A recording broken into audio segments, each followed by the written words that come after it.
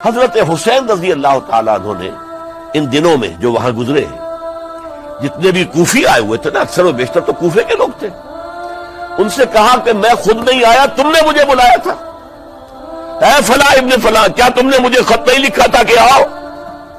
اے فلاں ابن فلاں، کیا تم نے مجھے پیغام نہیں بھیجا تھا کہ یہاں تشریف لائیے؟ اور دیکھو میرے پاس تمہارے خطوط موجود ہیں۔ وہ ایک تھیلا جس میں کہ خطوط ہے وہ بھی لا کے میدان میں رکھ دیا۔ 20 جو ہے خاندان بنی ہاشم میں سے شہید ہوئے۔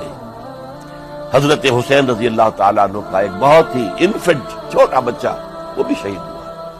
باقی سب مرد، تمام مرد، سوائے ایک حضرت حسین کے بیٹے حضرت علی بن حسین زین العابدین کہلائے بعد میں، وہ بیمار تھے، وہ جنگ میں حصہ نہیں لے سکتے تھے، وہ بچ گئے۔ صرف یہ ہے 10 محرم الحرام اور سن 61 ہجری میں حضور کے نواسے، اور جن کے بارے میں حضور نے فرمایا سیدہ شباب اہل الجنہ، حضرت حسین شہید کر دیے گئے۔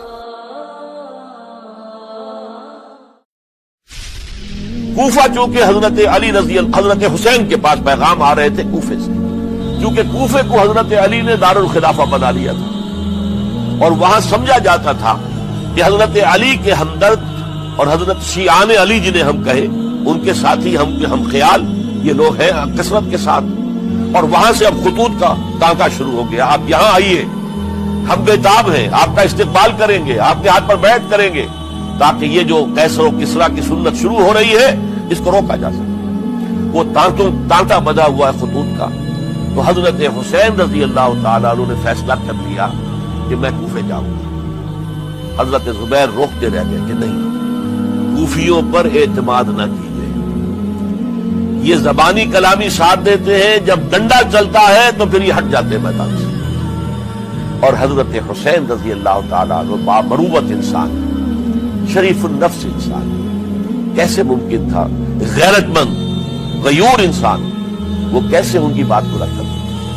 لہذا اچھا چلو چلتے ہیں کوفے کی طرف۔ آگے بڑھتے چلے گئے، کربلا میں پہنچ گئے، جو کچھ وہاں ہوا ہے پھر آپ کو معلوم ہے۔ اس میں یہ بات ہے، پہلے 1000 کا لشکر بھیجا تھا عبید اللہ ابن زیاد نے، اس پر حضرت حسین رضی اللہ تعالیٰ عنہ نے جو باتیں کہیں وہ کچھ اثر انداز ہو گئی۔ ان کا افسر جو تھا حر بن یزید تمیمی، وہ بعد میں حضرت حسین کا حامی ہو گیا، اور حضرت حسین کے ساتھ ہی اس کو بھی شہادت نصیب۔ پھر دوسرے کو بھیجا عمرو بن سعد۔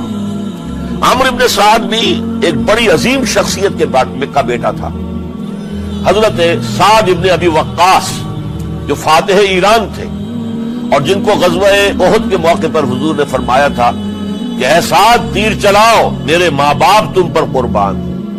جبکہ احد میں گھیراؤ کر لیا تھا حضور کا، اور کفار قتل کرنے کے لیے ہجوم کر رہے تھے، اور کچھ حضرات تیر چلا چلا کے انہیں پھینک رہے تھے، دور جو ہے ہٹا رہے تھے، ان میں سے حضرت سعد ابن ابی وقاص بھی تھے۔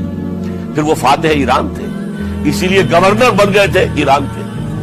سعد جو ہے ان کا بیٹے، یہ عمرو جو ہے، یہ اب ایک بڑے صوبے کا گورنر بھی تھا، اس وقت 4000 آدمی دے کر بھیجا، وہ بھی نرمی کرتا رہا، اس نے کوئی تشدد نہیں کیا، اس کے اندر بہرحال اپنے عظیم باپ کے خون کا کچھ اثر تھا۔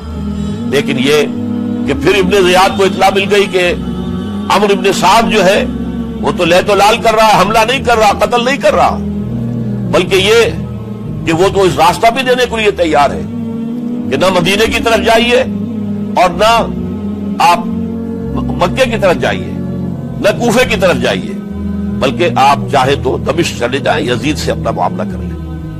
اس پر ابن زیاد نے پھر وہاں سے خط لکھا ہے، میں نے تمہیں اس کام کے لیے بھیجا تھا، میں نے تمہیں حکم دیا تھا، حسین سے میری بیعت لو، یعنی میری بیعت کے ذریعے یزید کی بیعت لو، اور اسے پکڑ کر لا کر میرے سامنے پیش کرو۔ لہذا پھر اس نے ایک بہت خوخار شخص کو زیادہ فوج دے کر بھیجا ہے، اور وہ جو ہے اس نے آ کر جو ہے شمر نے پھر اس نے فیصلہ کن معاملہ کیا۔ حضرت حسین رضی اللہ تعالیٰ عنہ نے ان دنوں میں جو وہاں گزرے ہیں، جتنے بھی کوفی آئے ہوئے تھے نا، اکثر و بیشتر تو کوفے کے لوگ تھے، ان سے کہا کہ میں خود نہیں آیا، تم نے مجھے بلایا تھا، اے فلاں لکھا تھا کہ آؤ، اے فلاں ابن فلاں، کیا تم نے مجھے پیغام نہیں بھیجا تھا کہ یہاں تشریف لائیے؟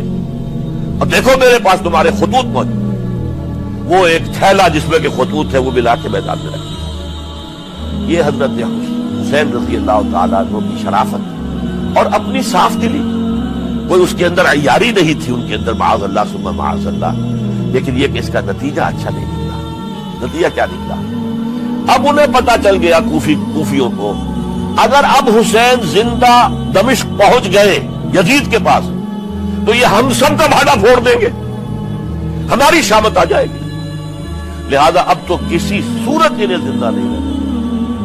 یہ ایک بڑا اہم واقعہ نوٹ کر لیجیے، اس لیے کہ حضرت حسین نے ایک ایک کا نام لے کر، اے فلاں ابن فلاں، اے فلاں ابن فلاں، اے فلاں ابن فلاں، کیا تم نے خط نہیں لکھا تھا؟ کیا تمہارا پیغام نہیں تھا؟ اب انہوں نے دیکھا کہ یہ بھانڈا اگر یزید کے ہاں جا کر پھوڑ دیا گیا تو پھر ہماری خیر نہیں ہوگی۔ یہی وجہ ہے حضرت حسین کو شہید کرنے کے بعد، یہ نوٹ کر لیجئے، 72 آدمی تھے کل، جس کو کہہ لیں لشکر حضرت حسین کا رضی اللہ تعالیٰ، ان میں سے 20 خاندان بنی ہاشم کے چشم و چراغ، بڑی بہادری سے لڑے، بڑی بہادری سے لڑے، ایک ایک نے لڑ کر جانا، بہت سو کو مارا ہے۔